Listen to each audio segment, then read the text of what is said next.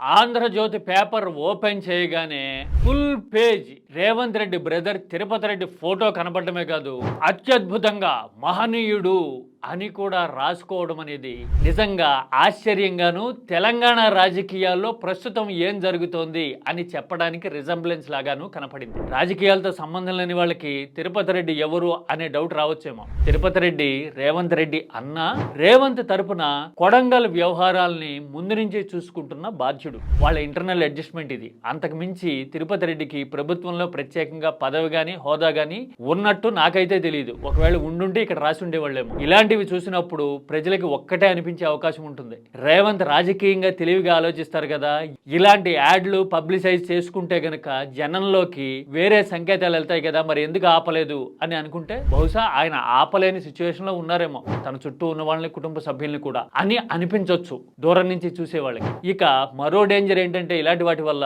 మనం బీఆర్ఎస్ మీద కుటుంబ పార్టీ అంటూ ఏదైతే ముద్రేశామో, ఇప్పుడు మనం అధికారంలోకి వచ్చి రాగానే ఈ ఏడాదిన్నరలోనే మన కుటుంబం ఇంతలా పాతుకుపోతోందా అనే సంకేతాలు కూడా జనంలోకి వెళ్తాయేమో. రేవంత్ చెక్ చేసుకోవాల్సి ఉంటుంది బహుశా. అసలే కాంగ్రెస్ మీద ఢిల్లీ స్థాయిలో సోనియా, రాహుల్, ప్రియాంక ఈ ముగ్గురు కుటుంబం నడిపే పార్టీ ఇది అనే ముద్ర ఉంది. ఇప్పుడు రాష్ట్రంలో కూడా అలాంటి ముద్ర మన వల్ల పడింది అనుకోండి, ఆ ప్రభావం డబుల్ ఇంపాక్ట్ లాగా ఉంటుంది. ఈ యాడ్ లో అంత మ్యాటర్ ఉంది. మరి ఏమంటారు?